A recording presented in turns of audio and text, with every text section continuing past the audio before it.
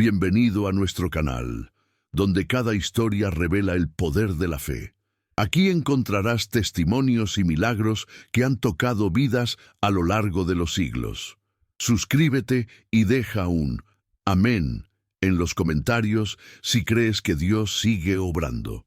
Suscríbase y prepárese para escuchar historias que no solo conmueven, sino que transforman.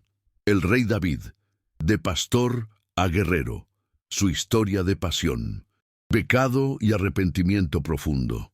Había un hombre en la historia que fue llamado el hombre conforme al corazón de Dios, pero también fue un adúltero, un asesino y un padre fracasado. Su nombre era David, y su vida es la prueba viviente de que Dios no busca personas perfectas, sino corazones dispuestos a arrepentirse. Este pastor de ovejas que se convirtió en el rey más poderoso de Israel nos enseña algo que sacude los cimientos de nuestra fe. No importa cuán profundo hayas caído, la misericordia de Dios es más profunda aún. David escribió los salmos más hermosos de adoración desde las cuevas más oscuras de su desesperación. Compuso himnos de victoria mientras huía por su vida, y clamó por perdón con lágrimas que mojaron el suelo del palacio que construyó con sus propias manos. Su historia no es la de un santo intocable, sino la de un hombre real, con pasiones reales, errores devastadores y un arrepentimiento tan genuino que atravesó los cielos y tocó el trono de Dios. En las colinas de Belén, lejos de los palacios y las guerras, un niño pelirrojo de ojos brillantes cuidaba las ovejas de su padre Isaí.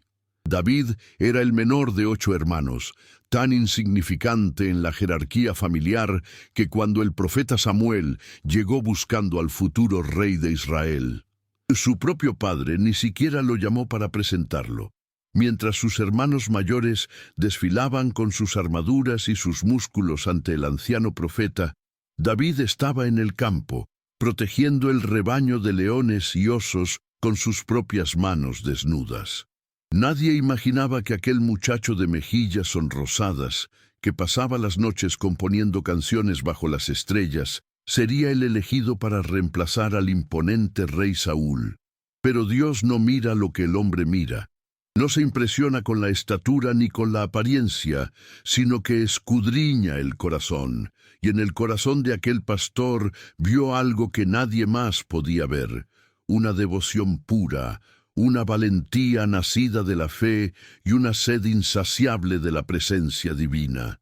Cuando Samuel finalmente pidió ver al hijo que faltaba, David llegó corriendo desde los pastos, oliendo a tierra y a lana de oveja, con las manos callosas y la túnica manchada. El profeta lo miró, y el Espíritu Santo le habló con claridad. Este es. En ese momento, mientras el aceite sagrado corría por su cabeza, el destino de Israel cambió para siempre. Pero David no se fue al palacio esa tarde, no recibió una corona ni un ejército. Regresó a sus ovejas como si nada hubiera pasado, porque la unción de Dios no es para la comodidad inmediata, sino para la preparación del carácter. Durante años siguió siendo el hijo olvidado, el músico que tocaba el arpa para calmar los demonios que atormentaban al rey Saúl, el escudero que nadie tomaba en serio. Pero dentro de él ardía algo más grande que cualquier ambición humana, la certeza de que había sido marcado por Dios para algo extraordinario, y la paciencia para esperar el momento perfecto del Señor. La dualidad de David comenzó a manifestarse desde muy temprano. Por un lado, era un adorador apasionado que pasaba horas en comunión íntima con Dios, componiendo salmos que expresaban el anhelo más profundo del alma humana por su Creador. Por otro lado, era un guerrero feroz, capaz de matar a un gigante con una simple honda y 5 piedras, un estratega militar que nunca perdió una batalla, un hombre de sangre que construyó un imperio con la espada. Esta contradicción aparente es lo que hace su historia tan real y tan peligrosa. David no era un santo de vitral, era un hombre de carne y hueso con deseos intensos. emociones volcánicas y una capacidad tanto para el bien heroico como para el mal devastador. Amaba a Dios con todo su ser, pero también amaba demasiado las cosas de este mundo, las mujeres, el poder, la gloria de la victoria. Y esa tensión entre lo celestial y lo terrenal, entre el espíritu y la carne, definiría cada capítulo de su existencia. El momento que lo catapultó a la fama nacional ocurrió en el valle de Ela, donde los ejércitos de Israel y Filistea se enfrentaban en un punto muerto. Durante 40 días, un gigante llamado Goliat de Gat, que medía casi 3 metros de altura y llevaba una armadura que pesaba más de 50 kilos, desafiaba a cualquier israelita a pelear uno contra uno. Los soldados más valientes de Saúl temblaban de miedo ante la sola visión de aquel monstruo que blasfemaba contra el Dios de Israel cada mañana y cada tarde. David llegó al campamento solo para llevar comida a sus hermanos, pero cuando escuchó las palabras arrogantes de Goliat, algo se encendió dentro de él que no era orgullo humano, sino celo santo. ¿Quién es este incircunciso filisteo para desafiar a los ejércitos del Dios viviente? Preguntó con una indignación que escandalizó incluso a sus propios hermanos, quienes lo acusaron de ser un niño arrogante que había abandonado sus ovejas por curiosidad. Pero David no estaba siendo impulsivo ni inmaduro. Estaba operando desde una convicción que había forjado en la soledad de los campos de pastoreo. Él le explicó al rey Saúl que había matado leones y osos con sus propias manos cuando intentaron llevarse una oveja de su rebaño, y que este filisteo sería como uno de ellos, porque había desafiado al Dios que lo había librado de las garras de las bestias. Saúl, desesperado y sin opciones, finalmente aceptó e intentó vestir a David con su propia armadura real, pero el muchacho no podía caminar con aquel peso que no le pertenecía. Así que se despojó de todo aquello, tomó su cayado de pastor, escogió 5 piedras lisas del arroyo y caminó hacia el gigante con solo su honda y su fe. Lo que sucedió a continuación se convirtió en la escena más icónica del Antiguo Testamento. Mientras Goliat se burlaba de aquel niño que venía a él con un palo, David corrió hacia la batalla proclamando que la victoria no es del que tiene la espada más grande, sino del que tiene al Dios Todopoderoso de su lado. La piedra se hundió en la frente del gigante con una precisión sobrenatural, y el coloso cayó con un estruendo que hizo temblar la tierra.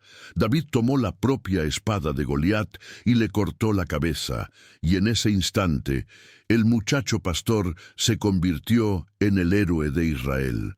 Las mujeres salían a las calles cantando: Saúl mató a sus 1000, pero David a sus 10,000.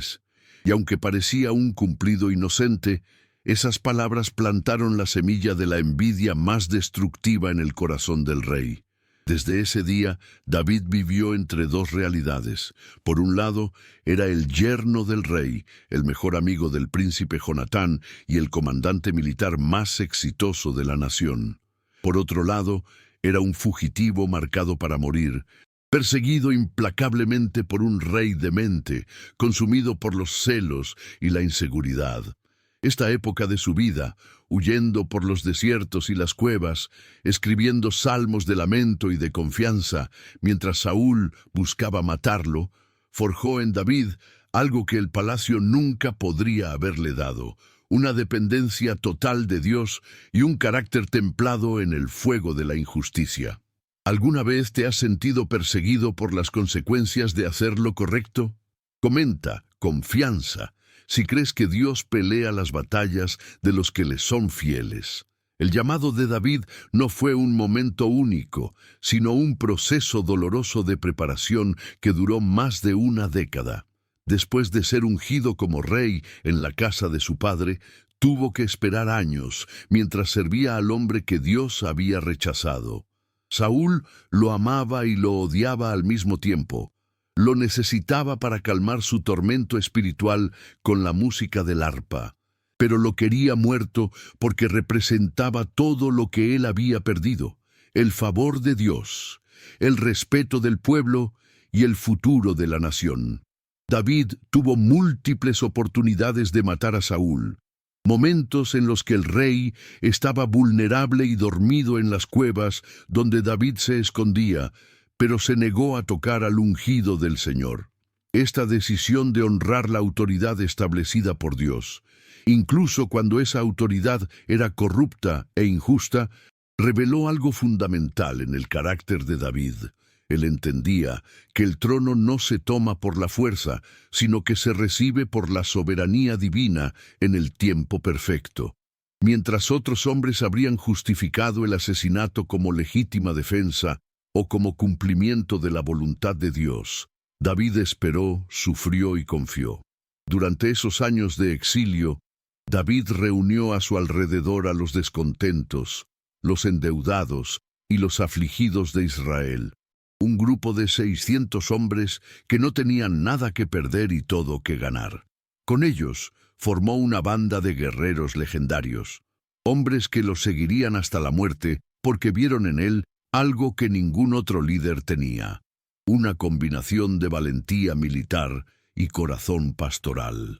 David nunca dejó de ser pastor, incluso cuando se convirtió en guerrero y después en rey. Cuidaba de sus hombres como había cuidado de sus ovejas. Arriesgaba su vida por el más débil de ellos. Compartía su comida y su agua, lloraba con los que lloraban y celebraba con los que celebraban. Esta lealtad mutua creó un ejército invencible, no por su tamaño o su equipamiento, sino por la unidad y el propósito común que los animaba. David les enseñó que peleaban por algo más grande que territorio o riqueza, peleaban por el honor del Dios de Israel, y esa motivación trascendental los hacía imparables. Pero la vida de fugitivo también expuso las debilidades de David, sus momentos de duda y su capacidad para tomar decisiones cuestionables bajo presión. Hubo un tiempo en que, cansado de huir y desesperado por encontrar refugio, buscó asilo entre los filisteos, los mismos enemigos que había combatido toda su vida. Se hizo pasar por loco para que el rey de Gat no lo matara, babeando sobre su barba y arañando las puertas como un demente, una escena humillante para alguien que había sido ungido como rey de Israel. Después, cuando el rey filisteo Aquis le ofreció protección, David aceptó y vivió entre los enemigos de su pueblo durante más de un año, fingiendo lealtad a Aquis mientras secretamente atacaba a otras naciones enemigas de Israel. Esta temporada de su vida es incómoda de leer, porque muestra a un David calculador, dispuesto a mentir y manipular para sobrevivir, un hombre que se había apartado temporalmente de su dependencia total en Dios para confiar en su propia astucia. Sin embargo, Dios usó incluso esos errores para moldear el carácter de David. Cuando los filisteos se preparaban para atacar a Israel y esperaban que David peleara junto a ellos contra su propio pueblo, Dios intervino sobrenaturalmente. Los comandantes filisteos desconfiaron de David y exigieron que Aquis lo enviara de regreso, salvándolo de la horrible situación de tener que traicionar a Israel o revelar su verdadera lealtad. Mientras regresaba a Siclag, la ciudad que Aquis le había dado, David descubrió que había sido atacada y quemada por los amalecitas, quienes se habían llevado cautivas a todas las mujeres y niños, incluyendo las dos esposas de David, Ahinoam y Abigail. Sus propios hombres, enloquecidos por el dolor, hablaron de apedrearlo, culpándolo por la tragedia. David estaba completamente solo, abandonado por todos, pero en ese momento de desesperación total hizo algo que definiría el resto de su vida. Se fortaleció en Jehová su Dios. No buscó consuelo humano, no se justificó ni se defendió, simplemente se postró ante Dios, consultó al sacerdote y preguntó si debía perseguir a los atacantes. La respuesta de Dios fue clara: persíguelos, porque ciertamente los alcanzarás y recuperarás todo. David obedeció inmediatamente y con 400 de sus hombres más fuertes persiguió a los amalecitas durante días, hasta que los encontraron festejando con el botín de sus ataques. La victoria fue absoluta. Recuperaron a todas las mujeres y niños sin perder ni uno solo. Y además capturaron un botín enorme que David distribuyó generosamente entre sus hombres y las ciudades de Judá. Este episodio marcó un punto de inflexión. David aprendió que en los momentos de mayor oscuridad, cuando incluso tus aliados te abandonan, Dios sigue siendo fiel, y la obediencia a su voz siempre trae restauración. Pocos días después, llegó la noticia de que Saúl y Jonatán habían muerto en batalla contra los filisteos en el monte Gilboa. El camino al trono finalmente estaba despejado, pero David no celebró, sino que lloró amargamente, componiendo un lamento hermoso por el rey que lo había perseguido y por el amigo que había amado como a su propia alma. A los 30 años, David fue ungido rey de Judá en Hebrón, pero pasarían 7 años más de guerra civil antes de que todo Israel lo reconociera como rey. Durante ese tiempo demostró una paciencia y una sabiduría política extraordinarias, negándose a forzar su reinado sobre las tribus del norte, esperando que Dios mismo unificara la nación bajo su liderazgo.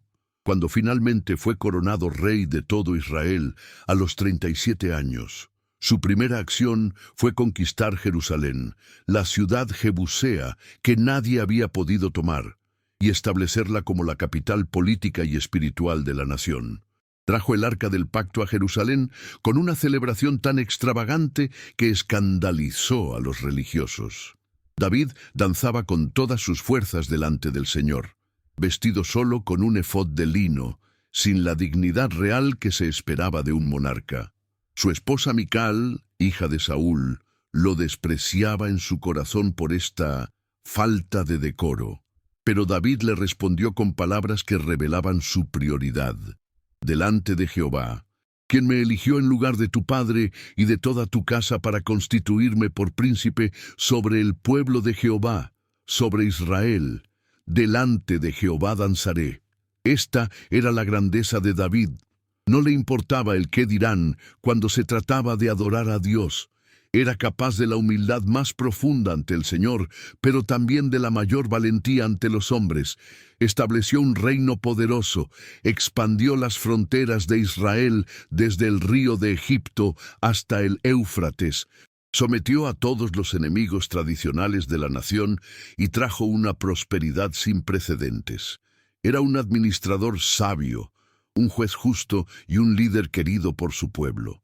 Pero en medio de todo este éxito, en la cumbre de su poder y su gloria, cuando ya no tenía que pelear batallas ni huir de enemigos, cuando la vida se volvió cómoda y predecible, David cometió el error más devastador de su vida. Es una ironía cruel de la condición humana. Muchas veces no caemos en los desiertos de prueba, sino en los palacios de la comodidad, no cuando estamos huyendo por nuestra vida, sino cuando estamos descansando en nuestros logros. Era primavera, la época en que los reyes salen a la guerra, pero David se quedó en Jerusalén mientras enviaba a su general Joab y a su ejército a combatir a los amonitas.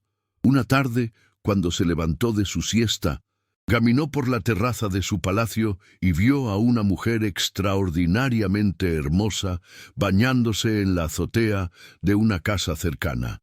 En lugar de apartar la mirada, en lugar de recordar quién era él y lo que representaba, David se quedó mirando, permitiendo que un pensamiento se convirtiera en un deseo y el deseo en una obsesión.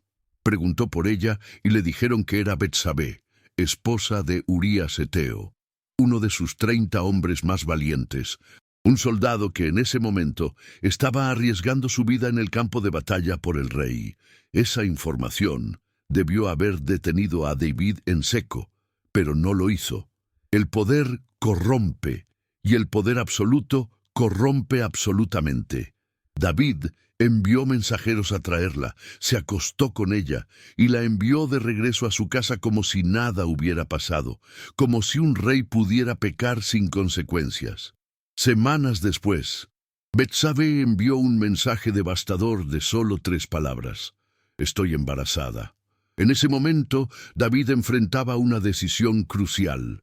Podía confesar su pecado públicamente, humillarse ante Dios y ante el pueblo, y aceptar las consecuencias de sus acciones, o podía intentar encubrir su crimen con más crimen. Tristemente, escogió el segundo camino. Mandó llamar a Urías del campo de batalla con el pretexto de recibir un informe de la guerra, esperando que el soldado fuera a su casa y se acostara con su esposa, de modo que todos pensaran que el bebé era de él. Pero Urías era un hombre de honor inflexible. Se negó a disfrutar de las comodidades de su hogar mientras sus compañeros dormían en tiendas de campaña en el frente de batalla. David intentó emborracharlo para que bajara la guardia, pero incluso ebrio, Urías se negó a ir a su casa. La integridad de este soldado pagano expuso la corrupción del rey ungido, y en lugar de que esta comparación quebrara el corazón de David, solo endureció su determinación de ocultar su pecado. Entonces, David hizo lo impensable.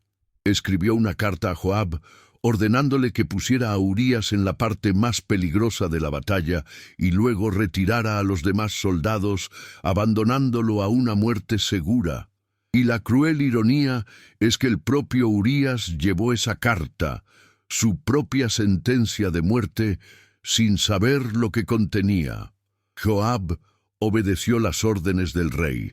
Urías murió en combate junto con varios otros soldados inocentes, y cuando Betsabé terminó su período de luto, David la tomó como esposa, y ella dio a luz a su hijo. Para el mundo exterior, todo parecía estar en orden. El rey había mostrado misericordia a la viuda de un soldado caído. Incluso la había honrado haciéndola reina. Pero la Escritura termina el relato de este episodio con una frase escalofriante. Mas esto que David había hecho fue desagradable ante los ojos de Jehová. David había creído que podía esconder su pecado, pero Dios ve todo, y lo que se hace en secreto será traído a la luz. Pasó casi un año entero antes de que Dios enviara al profeta Natán a confrontar a David. Durante esos meses, David intentó continuar con su vida normal, gobernando, adorando, componiendo salmos, pero por dentro se estaba pudriendo. Más tarde, escribiría sobre este tiempo en el Salmo 32. Mientras callé, se envejecieron mis huesos en mi gemir todo el día. Porque de día y de noche se agravó sobre mí tu mano. Se volvió mi verdor en sequedades de verano. El peso de un pecado sin confesar es insoportable para el alma que conoce a Dios. No puedes mantener una relación íntima con Dios mientras escondes un cadáver en el sótano de tu corazón. David lo sabía, pero el orgullo, la vergüenza y el miedo a las consecuencias lo mantenían en silencio, hasta que Natán llegó con una parábola que desarmó todas sus defensas, una historia sobre un hombre rico que robó la única ovejita del hombre pobre para dar de comer a un visitante en lugar de tomar una de sus muchas ovejas. La indignación de David fue inmediata y visceral. Vive Jehová, que el que tal hizo es digno de muerte, y debe pagar la cordera con 4 tantos, porque hizo tal cosa y no tuvo misericordia. En ese momento, Natán lo señaló con el dedo y dijo las palabras que quebraron el corazón del rey: «Tú eres aquel hombre». El profeta procedió a detallar todo lo que David había hecho en secreto, revelando que Dios lo había visto todo: el adulterio, el asesinato, el abuso de poder, la hipocresía de seguir adorando mientras vivía en pecado deliberado. Y luego pronunció la sentencia divina: el hijo que había nacido del adulterio moriría. La espada nunca se apartaría de la casa de David, y la violencia que él había hecho en secreto le sería hecha públicamente. David no se defendió, no buscó excusas, no minimizó su culpa. Simplemente dijo, pequé contra Jehová. En ese momento de total quebrantamiento, cuando todos sus logros y su gloria no significaban nada, David volvió a ser el pastor de corazón humilde que Dios había elegido en primer lugar. Natán le respondió, también Jehová ha remitido tu pecado. No morirás. Mas por cuanto con este asunto hiciste blasfemar a los enemigos de Jehová, el hijo que te ha nacido ciertamente morirá. David había sido perdonado, pero el perdón no anula las consecuencias. Podemos ser restaurados a la comunión con Dios, pero las semillas que plantamos con nuestras acciones seguirán produciendo fruto amargo. El bebé enfermó gravemente, y David se postró en tierra durante 7 días, ayunando, llorando, rogando a Dios que perdonara la vida de su hijo inocente. Los ancianos de su casa intentaron levantarlo, pero él se negaba a comer o a hablar, permaneciendo en ese lugar de intercesión desesperada. Al 7º día, el niño murió, y los siervos temían decirle a David, pensando que podría hacerse daño. Pero cuando David se dio cuenta por los susurros de sus siervos, se levantó del suelo, se lavó, se ungió, cambió sus ropas, fue a la casa de Jehová y adoró.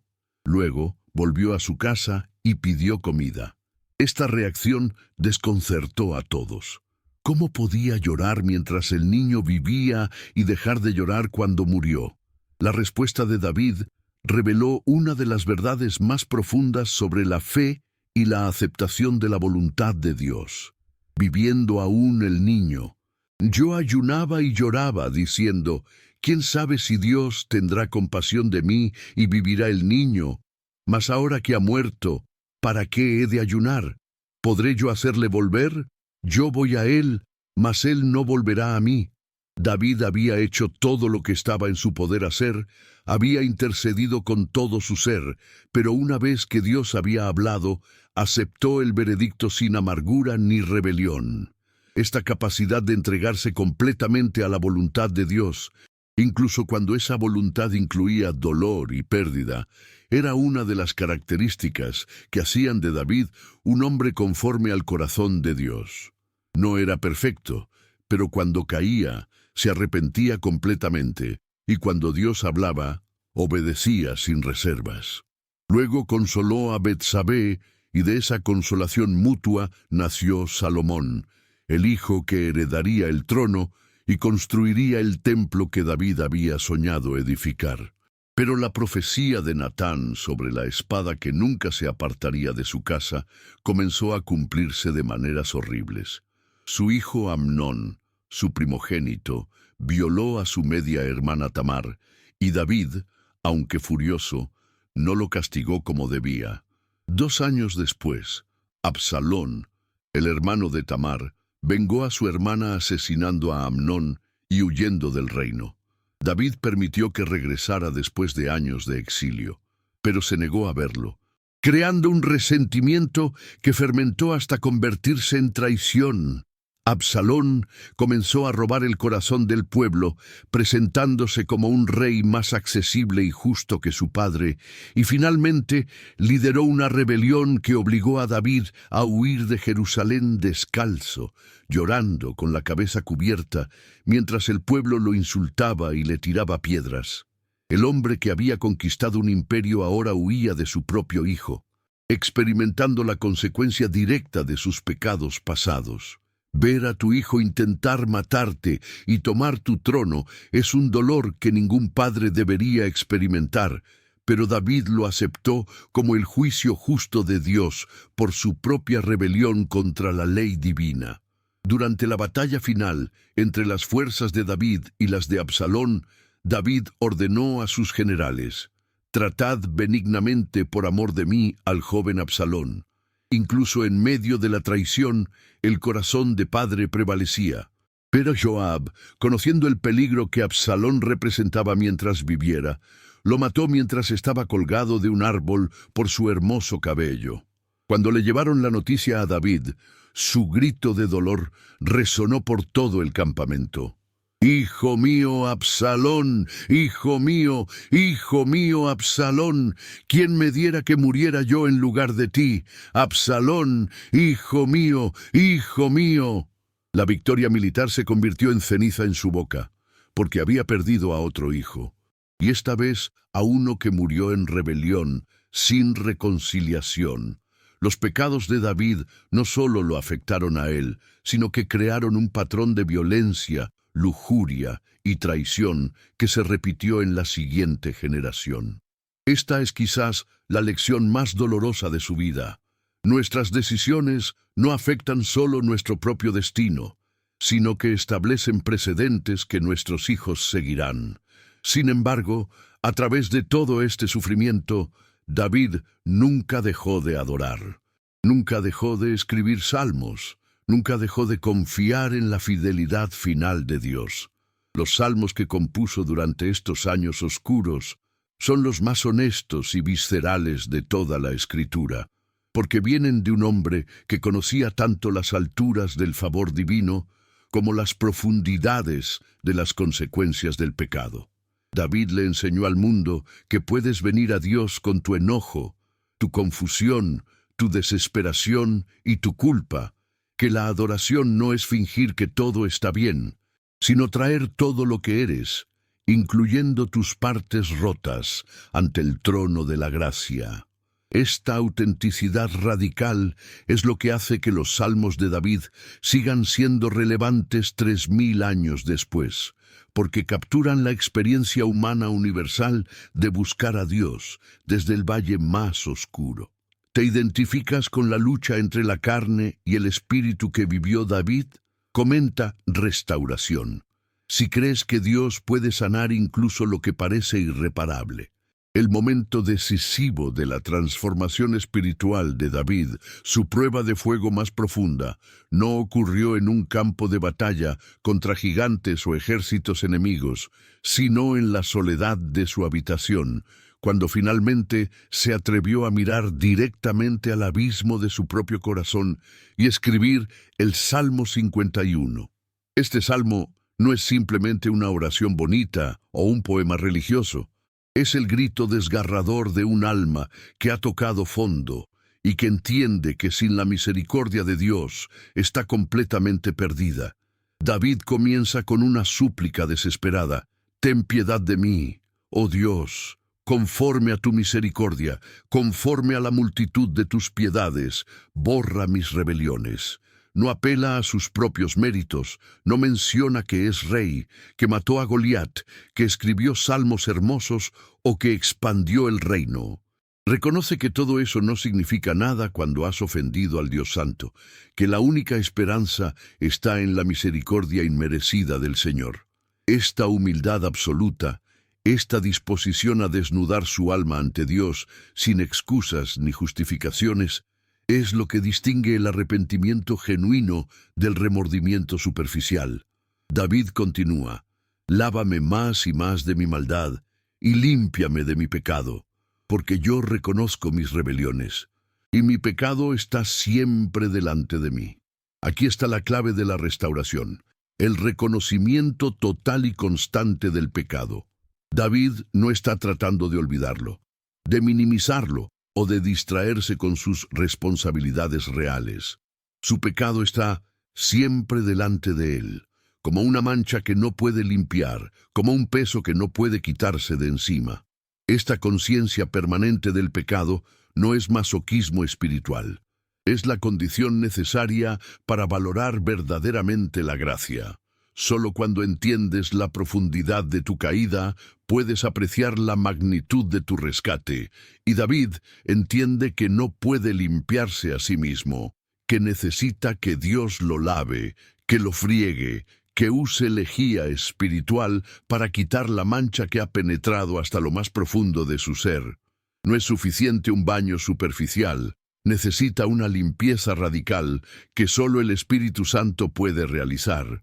Luego David hace una declaración que ha confundido a muchos lectores.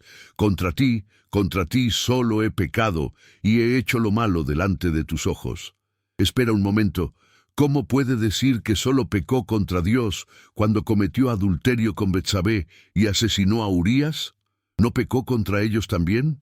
Por supuesto que sí, pero David ha llegado a entender algo profundo. Todo pecado, en última instancia, es una rebelión contra Dios, una violación de su carácter, una declaración de que nuestros deseos son más importantes que su voluntad. Cuando pecamos contra otro ser humano, estamos pecando contra el Dios que creó a esa persona a su imagen. David reconoce que el pecado no es solo una falta social o legal, es una traición cósmica contra el Creador del universo. Esta comprensión eleva la seriedad del pecado, pero también señala hacia dónde debe ir la reconciliación, primero verticalmente con Dios y luego horizontalmente con las personas afectadas. David prosigue con una de las peticiones más radicales jamás registradas: purifícame con hisopo, y seré limpio, lávame, y seré más blanco que la nieve, hazme oír gozo y alegría, y se recrearán los huesos que has abatido. Esconde tu rostro de mi pecado, y borra todas mis maldades. Él está pidiendo algo que parecía imposible bajo la ley del Antiguo Testamento: una purificación completa, una limpieza que va más allá del ritual externo y alcanza el núcleo del ser. El hisopo era usado en las ceremonias de purificación de la lepra, la enfermedad más contaminante en la cultura judía. David se está identificando como un leproso espiritual, alguien que necesita ser declarado limpio por el sacerdote divino. Y no pide simplemente ser un poco menos sucio, pide ser más blanco que la nieve. Una pureza absoluta que solo puede venir de un milagro de gracia. Esta es la audacia de la fe verdadera: creer que Dios puede hacer lo imposible, que puede tomar un adúltero y asesino y transformarlo en un hombre santo. Pero la petición más revolucionaria viene a continuación: crea en mí, oh Dios, un corazón limpio, y renueva un espíritu recto dentro de mí. David usa la palabra hebrea bara, la misma palabra usada en Génesis para describir la creación del universo de la nada. No está pidiendo una reparación, una mejora o una modificación de su corazón existente. Está pidiendo que Dios destruya su corazón corrupto y cree uno completamente nuevo, como si estuviera siendo regenerado desde cero.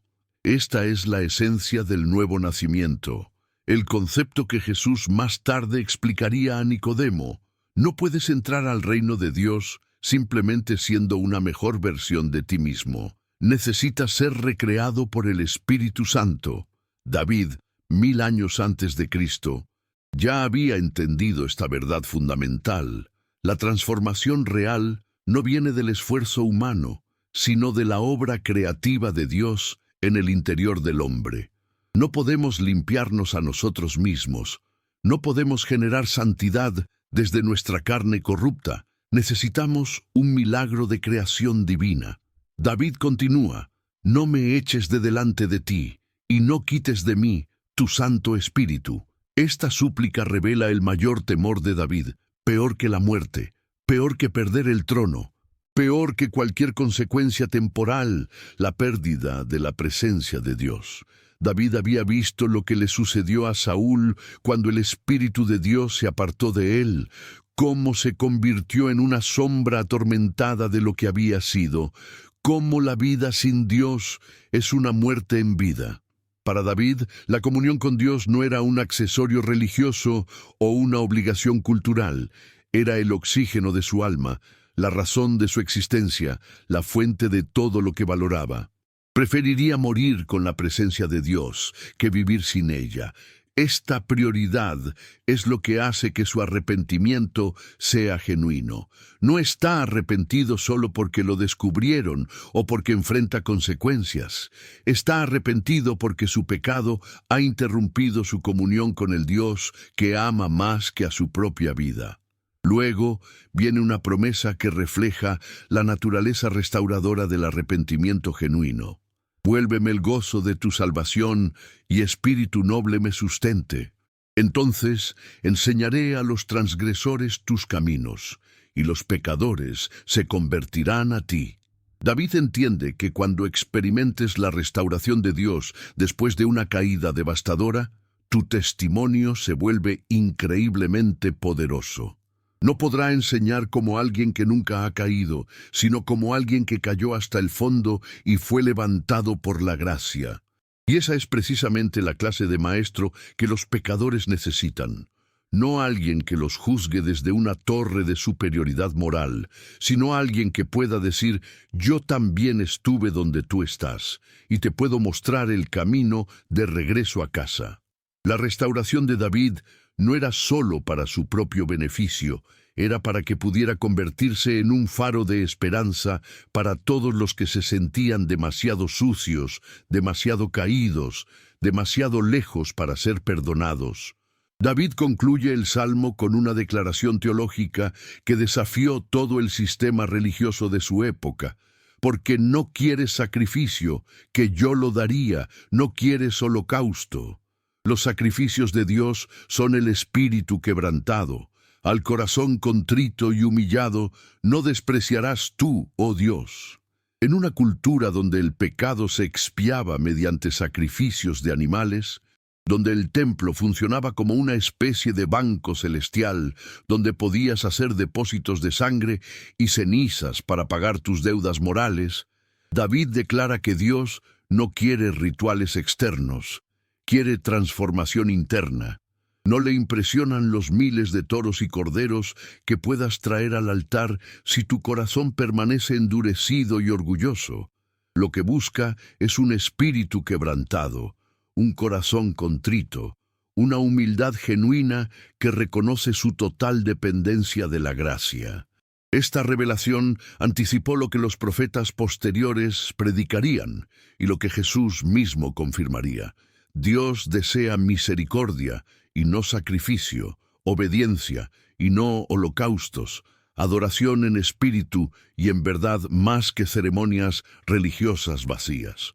Este salmo se convirtió en la oración más honesta jamás escrita sobre el arrepentimiento y ha sido pronunciada por millones de personas a lo largo de la historia que se han encontrado en el mismo lugar de desesperación moral donde David se encontró. No importa cuál sea tu pecado específico, las palabras de David capturan la esencia universal de lo que significa regresar a Dios después de haberlo traicionado. Y lo más hermoso es que Dios escuchó esta oración, la respondió afirmativamente y restauró a David a una comunión íntima con él. El perdón fue real, la limpieza fue completa, el corazón nuevo fue creado. David nunca más fue la misma persona que había cometido aquellos pecados, porque el arrepentimiento genuino siempre produce transformación genuina. No significa que nunca más luchó con la tentación o que nunca más cometió errores, pero significa que su identidad fundamental cambió, de un hombre que trataba de esconder su pecado a un hombre que vivía en la luz de la gracia continua de Dios. Los años finales del reinado de David estuvieron marcados por esta nueva profundidad espiritual, nacida del sufrimiento y el arrepentimiento. Ya no era el guerrero joven e invencible, ni el rey en la cumbre de su poder. Era un anciano marcado por batallas, traiciones, pérdidas y cicatrices espirituales, pero de alguna manera era más sabio, más compasivo y más cercano a Dios que nunca antes. Cuando otro de sus hijos, Adonías, intentó usurpar el trono, David no reaccionó con la violencia de su juventud, sino con la sabiduría de asegurar que Salomón, el hijo de la promesa nacido de Betsabé, fuera coronado según el plan de Dios. Llamó a Salomón a su lecho de muerte y le dio el último consejo de un padre que había aprendido las lecciones más duras de la vida. Yo sigo el camino de todos en la tierra. Esfuérzate y sé hombre. Guarda los preceptos de Jehová tu Dios, andando en sus caminos y observando sus estatutos y mandamientos, sus decretos y sus testimonios, de la manera que está escrito en la ley de Moisés, para que prosperes en todo lo que hagas y en todo aquello que emprendas. Este consejo es profundamente irónico y profundamente hermoso al mismo tiempo. David, quien había violado tantos de esos mandamientos, quien había experimentado las consecuencias devastadoras de la desobediencia, ahora insiste en que su hijo aprenda de sus errores y camine en obediencia. No era hipocresía, era la sabiduría del arrepentimiento. Yo caí por no seguir estos caminos. No cometas mis mismos errores. Un padre sabio no esconde sus fracasos de sus hijos, los usa como lecciones vivas de lo que no se debe hacer.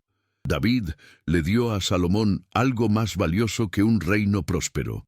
Le dio un manual de advertencia escrito con su propia sangre, sudor y lágrimas.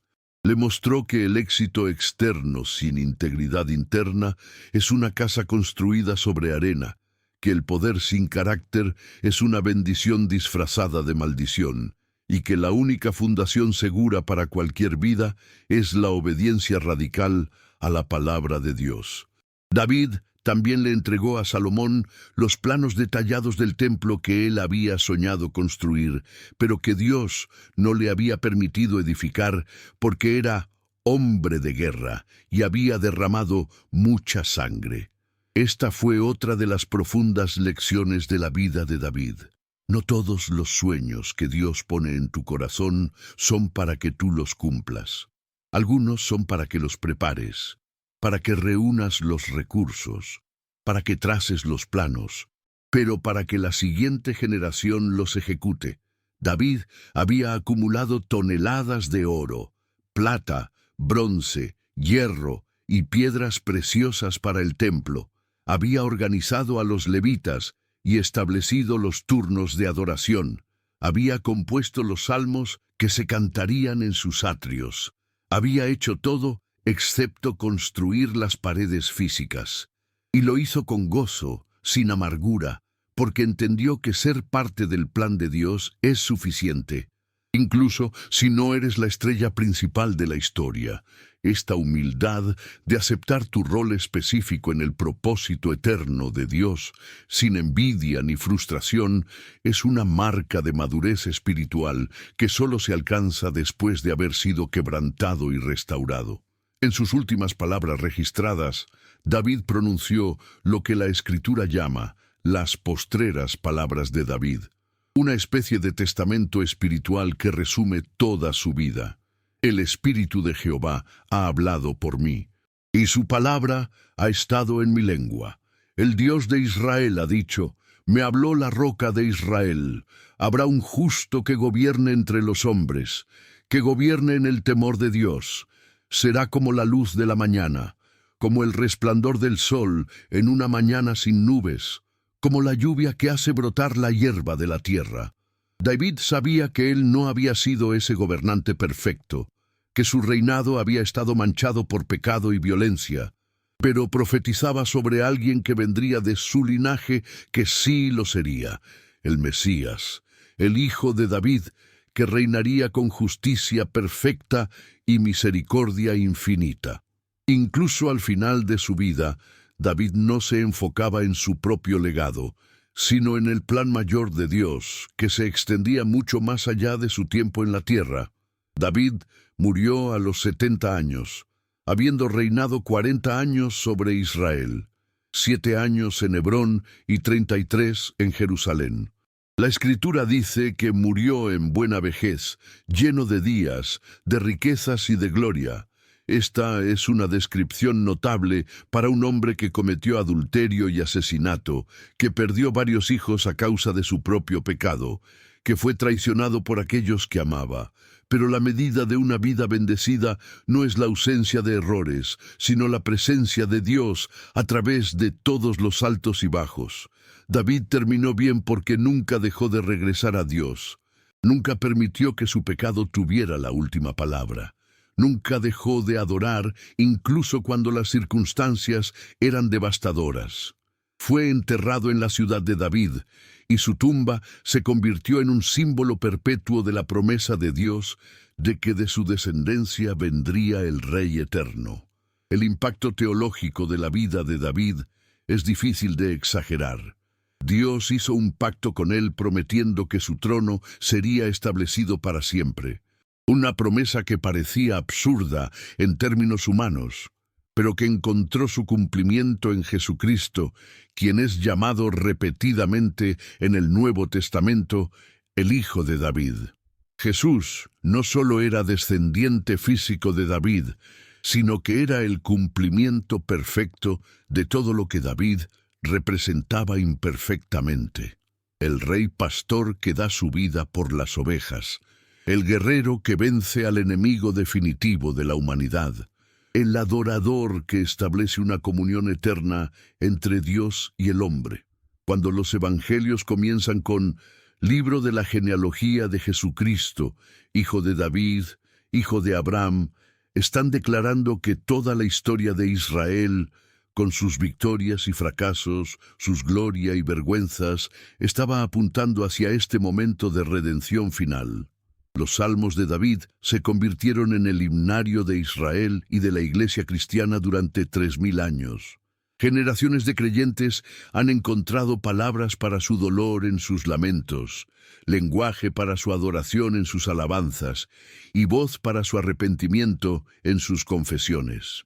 No hay experiencia humana que los salmos no toquen: la alegría y la tristeza, la fe y la duda, la victoria y la derrota, la culpa y el perdón, la presencia de Dios y su aparente ausencia. Y la razón por la que resuenan tan profundamente es porque vienen de un hombre real que experimentó todo el espectro de la existencia humana, no desde una torre de marfil religiosa, sino desde las trincheras de la vida real con sus tentaciones reales, fracasos reales y redenciones reales.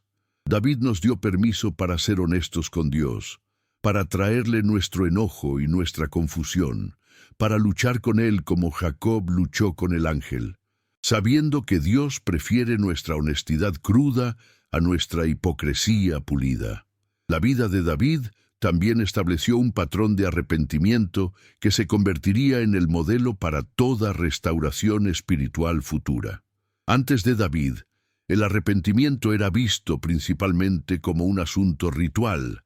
Traías tu ofrenda por el pecado, el sacerdote realizaba el sacrificio y quedabas ceremonialmente limpio. Después de David, el arrepentimiento se entendió como una transformación interna, un quebrantamiento del corazón, una humillación del espíritu, un clamor por un corazón nuevo que solo Dios puede crear. El Salmo 51 se convirtió en la plantilla de cómo un pecador se acerca a un Dios santo, no con excusas ni autojustificación, sino con un reconocimiento total de la culpa y una dependencia completa de la misericordia. Este patrón se repite en toda la escritura posterior, en la parábola del hijo pródigo, en la oración del publicano en el templo, en la conversión de Pablo, en el camino a Damasco. David nos enseñó que caer no es el final de la historia, es el comienzo de una historia aún más grande de gracia. ¿Has experimentado el poder restaurador del arrepentimiento genuino en tu propia vida? Comenta, corazón nuevo. Si entiendes que Dios puede recrearte desde adentro. La muerte de David no fue el final de su influencia, sino apenas el comienzo de un legado que atravesaría los siglos y cambiaría el curso de la historia humana. Salomón, su hijo, construyó el templo magnífico con los planos y recursos que David había preparado, y durante la dedicación del templo, la gloria de Dios descendió con tal poder que los sacerdotes no podían permanecer de pie. Ese momento fue el cumplimiento del sueño de David, la realización de su visión de crear un lugar donde el cielo y la tierra se encontraran, donde el pueblo de Dios pudiera adorar no en tiendas temporales, sino en una casa permanente. Aunque David no vivió para ver esas paredes levantadas, su espíritu llenaba cada piedra, cada columna de bronce, cada querubín de oro. El templo era su oración hecha arquitectura, su adoración convertida en estructura física, Su pasión por la presencia de Dios, materializada en madera de cedro y oro refinado. Durante los siguientes 400 años, ese templo fue el corazón latente del judaísmo, el lugar hacia donde los peregrinos de todo el mundo conocido viajaban para encontrarse con Dios. Pero el verdadero templo que David construyó no fue hecho de piedras, sino de palabras. Los 150 salmos del Salterio, de los cuales David escribió al menos 73, se convirtieron en la voz de la humanidad dirigiéndose a Dios en cada circunstancia imaginable. Cuando alguien experimenta una victoria abrumadora y no encuentra palabras para su gratitud, el Salmo 34 le da voz. Bendeciré a Jehová en todo tiempo. Su alabanza estará de continuo en mi boca. Cuando alguien está pasando por el valle más oscuro de su vida y Dios parece ausente, el Salmo 22 articula ese dolor. Dios mío, ¿por qué me has desamparado? Cuando alguien ha caído en pecado y necesita regresar a casa, el Salmo 51 le muestra el camino. Los salmos de David son como un puente espiritual que conecta el corazón humano con el corazón de Dios, permitiendo que generaciones de creyentes encuentren palabras para experiencias que parecían inefables. Lo más extraordinario es que estos salmos no fueron escritos por un monje aislado en un monasterio, sino por un hombre que estaba en medio del caos de gobernar una nación, pelear guerras, criar una familia disfuncional y lidiar con sus propios demonios internos. David adoraba mientras huía por su vida, componía himnos mientras sus enemigos lo rodeaban, escribía sobre la bondad de Dios mientras enterraba a sus hijos. Esta capacidad de mantener su vida espiritual activa en medio de las circunstancias más adversas es quizás su legado más poderoso. Nos enseñó que la adoración no es algo que haces cuando todo está bien, es algo que haces especialmente cuando todo está mal, porque adorar en la tormenta es declarar que Dios es más grande que la tormenta. La adoración no es escapismo, es realismo radical. Es reconocer que hay un Dios soberano en control, incluso cuando tu vida parece estar fuera de control. David también estableció el modelo del líder que sirve, del rey que es primero pastor. En el mundo antiguo, los reyes eran vistos como semidioses distantes que exigían adoración y servicio de sus súbditos. Pero David nunca dejó de identificarse como pastor, incluso cuando llevaba la corona. Cuando escribió el Salmo 23, Jehová es mi pastor, nada me faltará. No lo hizo desde una perspectiva teórica, sino experimental. Él sabía lo que significaba ser pastor, porque había pasado años cuidando ovejas, y sabía lo que significaba ser oveja, porque reconocía su total dependencia de Dios. Esta humildad combinada con autoridad, esta capacidad de ser fuerte sin ser arrogante, de liderar sin dominar, de servir mientras gobierna, estableció un patrón de liderazgo que Jesús mismo citaría y encarnaría. Cuando Jesús dijo, «Yo soy el buen pastor que da su vida por las ovejas», estaba reclamando el manto de David y llevándolo a su expresión perfecta, el pacto davídico.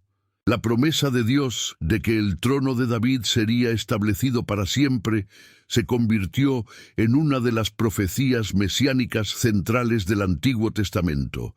Generación tras generación, cuando Israel enfrentaba opresión, invasión, exilio o decadencia, se aferraban a esta promesa que vendría un hijo de David que restauraría el reino, que reinaría con justicia y que establecería paz perpetua. Esta esperanza mesiánica sostuvo a los judíos durante el exilio babilónico, durante la ocupación persa, durante la rebelión macabea, durante la opresión romana, incluso cuando el linaje real de David parecía extinto. Cuando ya no había rey sentado en el trono en Jerusalén, la promesa permanecía viva en el corazón del pueblo, Y cuando Jesús nació en Belén, la ciudad de David, de una virgen que era descendiente de la casa real, esa promesa milenaria comenzó a cumplirse de maneras que nadie había imaginado. Los profetas posteriores constantemente invocaban a David como el estándar contra el cual medían a los reyes de su tiempo. Cuando querían elogiar a un rey, decían que hizo lo recto ante los ojos de Jehová, como David su padre. Cuando querían criticar a un rey, señalaban cómo se había desviado del camino de David. Isaías profetizó sobre el Mesías diciendo: «Un niño nos es nacido, hijo nos es dado, y el principado sobre su hombro, y se llamará su nombre Admirable, Consejero, Dios fuerte, Padre eterno, Príncipe de paz. Lo dilatado de su imperio y la paz no tendrán límite sobre el trono de David y sobre su reino». Jeremías declaró: «He aquí que vienen días, dice Jehová, en que levantaré a David renuevo justo, y reinará como rey, el cual será dichoso, y hará juicio y justicia en la tierra». Ezequiel vio una visión del templo restaurado, donde mi siervo David será rey sobre ellos, y todos ellos tendrán un solo pastor. David se había convertido en más que un personaje histórico, era un símbolo, un arquetipo, una sombra del Redentor que vendría. Cuando llegamos al Nuevo Testamento, el nombre de David aparece más de 50 veces, más que cualquier otra figura del Antiguo Testamento, excepto Moisés y Abraham. Jesús es constantemente llamado Hijo de David, por aquellos que buscan su sanidad y misericordia. En el Sermón del Monte, Jesús cita los salmos de David repetidamente. En la última cena, cuando Jesús dice: «Esta copa es el nuevo pacto en mi sangre», está haciendo referencia al pacto davídico y declarando que Él es el cumplimiento final de la promesa hecha a David 1000 años antes. Pedro, en su primer sermón en Pentecostés, dedica una porción significativa a explicar cómo Jesús es el descendiente de David que fue levantado de los muertos para sentarse en el trono eterno. Pablo, en su carta a los romanos, comienza identificando a Jesús como descendiente de David según la carne. El libro de Apocalipsis culmina con Jesús declarando: «Yo soy la raíz y el linaje de David, la estrella resplandeciente de la mañana». Esta continuidad entre David y Jesús no es accidental ni superficial. Ambos fueron pastores antes de ser reyes. Ambos fueron rechazados por las autoridades religiosas de su tiempo. Ambos fueron perseguidos injustamente. Ambos compusieron canciones de adoración. Ambos lloraron sobre Jerusalén. Ambos fueron traicionados por aquellos cercanos a ellos. Pero donde David falló, Jesús triunfó. David cometió adulterio. Jesús resistió toda tentación sexual. David asesinó a un hombre inocente. Jesús murió como el hombre inocente. David construyó su reino con violencia. Jesús estableció su reino con amor sacrificial. David escribió sobre sus enemigos diciendo que sus hijos queden huérfanos.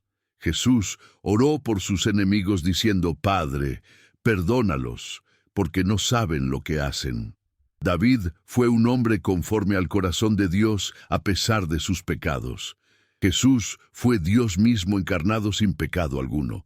David señalaba hacia algo mayor que él mismo, y ese algo mayor era Cristo. Pero precisamente porque David fue imperfecto, y porque su vida está llena de victorias gloriosas y fracasos vergonzosos, se convierte en un modelo más accesible para nosotros que Jesús en cierto sentido.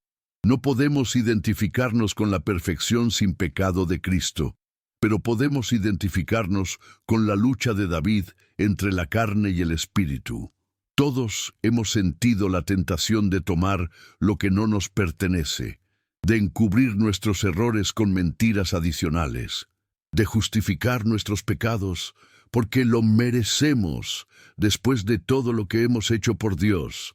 La vida de David nos dice: Incluso si caes de la manera más espectacular, incluso si tu pecado es público y las consecuencias son devastadoras, incluso si pierdes años de tu vida y dañas a personas inocentes en el proceso, todavía hay un camino de regreso.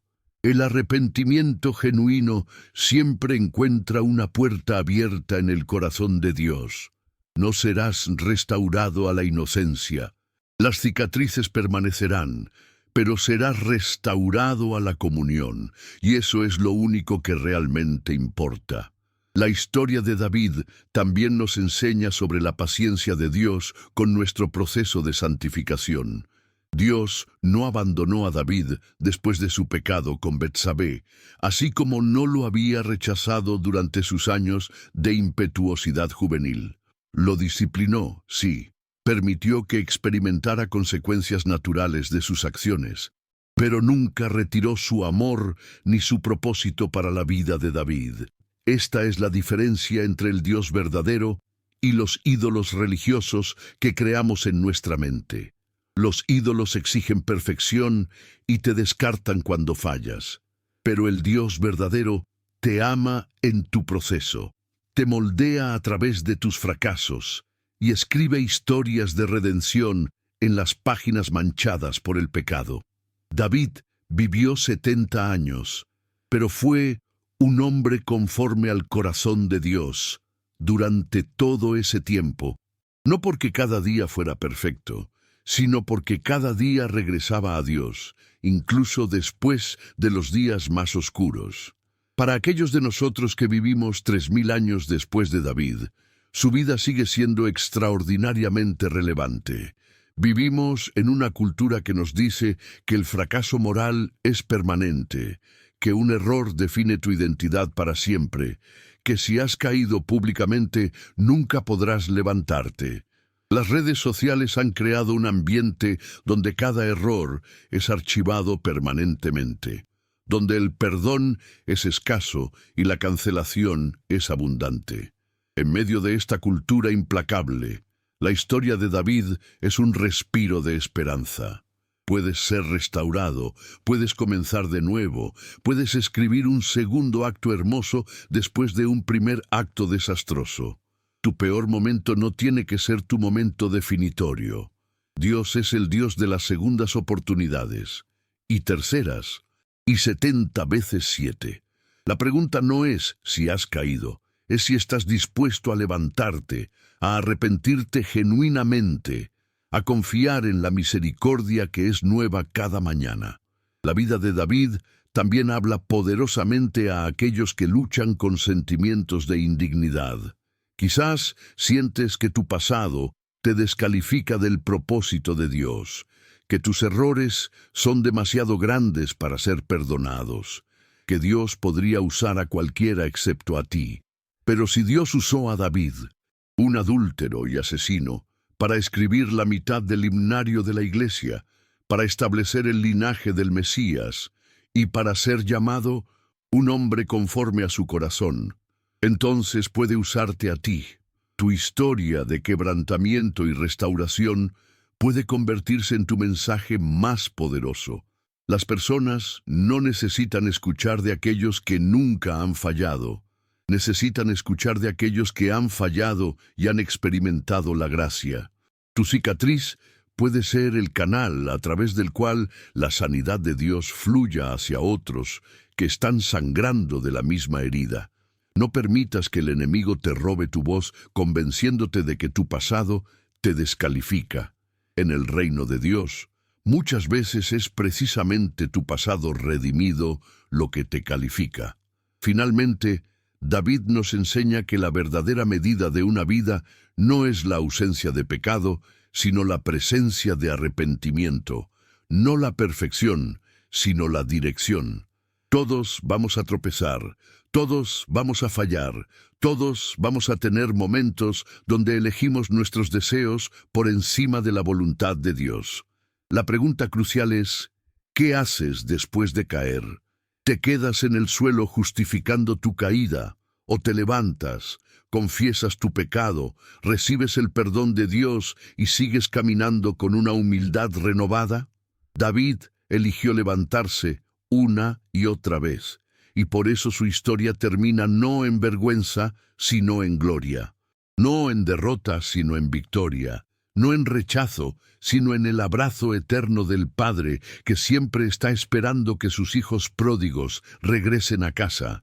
Que podamos tener el mismo corazón, rápido para arrepentirse, lento para justificar, hambriento de la presencia de Dios por encima de todo lo demás, y confiado en que su misericordia es más profunda que nuestro pecado más oscuro. ¿Qué parte de la vida de David te inspira más para tu propia fe? ¿Es su valentía ante Goliat? ¿Su adoración apasionada, su arrepentimiento profundo o su confianza inquebrantable en las promesas de Dios?